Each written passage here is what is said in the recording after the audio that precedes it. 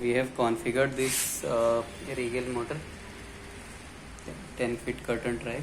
Okay, so we have also paired with this remote.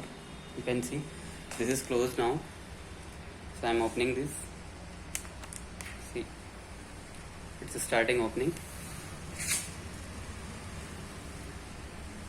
Okay, now I'm pressing pause.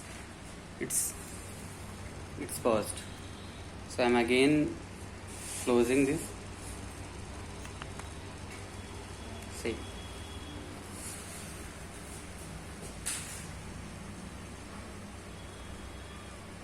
closing, again I'm opening. See, fine. So this is totally working fine.